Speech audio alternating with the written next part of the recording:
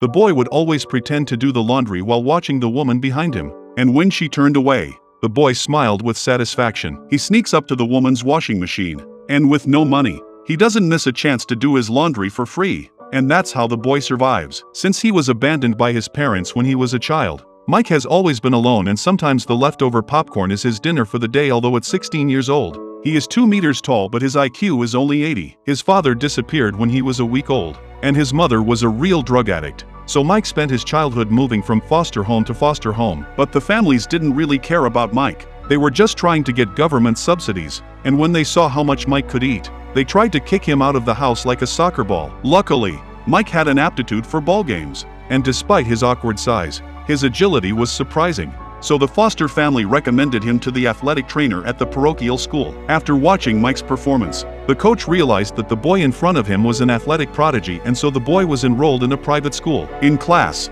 the girl in the front seat didn't like Mike because his feet were bigger than his head. In his first class, the teacher gave him an exam to test his performance. But to his surprise, Mike couldn't do anything and drew a boat on the back of the paper. Because of Mike's exaggerated size, he often scared the other students away, except for one little boy who thought Mike should smile more often. It was this brief conversation with the boy's mother that alerted Mrs. Tui to the fact that Mike was different, and that would change both of their lives. That day, Mike's fate changed when Mrs. Tui noticed that Mike was wearing a t-shirt on a cold night and wondered where he was going. Mike was a little embarrassed and said he was going to the gym. At first, the family didn't care about Mike, but Mrs. Tui realized that he was lying. And the end of the story was just as she suspected. The homeless Mike just wanted to go to the gym to warm up, but the gym was already closed. For some reason, Mrs. Tui felt compassionate at this point and took Mike back to her mansion. The daughter turns around and sees a boy standing behind her parents and realizes instantly that it was all her mother's idea. The wife made up the couch for him and explained where the bathroom was and then prepared to rest. But as soon as she returned to her room,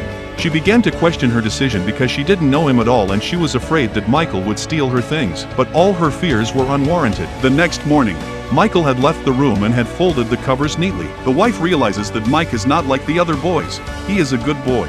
So she catches up with him and invites him to stay for Thanksgiving. The family gathered around the table to choose their favorite foods and then returned to the couch to watch the game. But when faced with a table full of food he had never eaten before, Mike carefully took a little bit of it and politely returned to his seat. After seeing this, Mrs. Tui turned off the TV and brought the whole family back to the table for a festive ritual. And they all joined hands and said their prayers before the meal. After the meal, Mrs. Tui wanted to buy some clothes for Mike. But Mike, who was afraid of spending money and being disliked, insisted on going home to get some old clothes. So the two of them went to the dangerous slums. The woman is about to get out of the car, but the boy locks the door and the boy walks out on his own, and the reason he does this is to protect the woman, because when a white man shows up in the ghetto the consequences are obvious. Mike then came to the house where his mother used to live, but the seal on the door stood out. His mother had been evicted by the government, and he realized that even his mother had abandoned him. Mike could only pretend to be calm and reassure himself that his mother had moved to a better place. As the two of them walked down the street,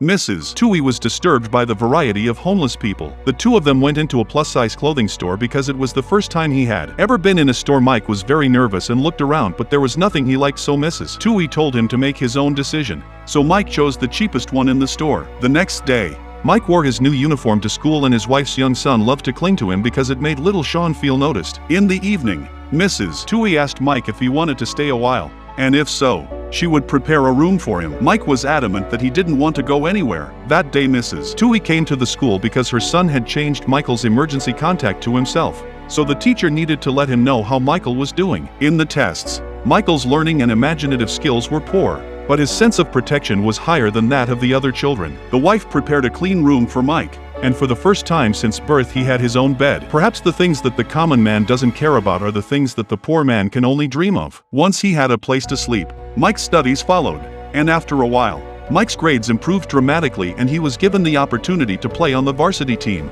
So Mr. Sean made a special reservation at a fancy restaurant to celebrate Mike's success. In the evening, Mrs. Tui read fairy tales to the children, just like she always did. Mike's arrival seemed to bring the family back to the carefree times that the children remembered. Michael's relationship with the family grew so strong that Mrs. Tui even printed out a picture of them together on a card and sent it to everyone around her before Christmas with her best wishes. But her behavior was not well understood, and her cousin called to inquire about it. And even her friends at the usual gatherings laughed at Tui. Tawny admitted that she wanted to adopt Michael. The smiles of her friends suddenly froze. They didn't understand why Tawny wanted to adopt a boy.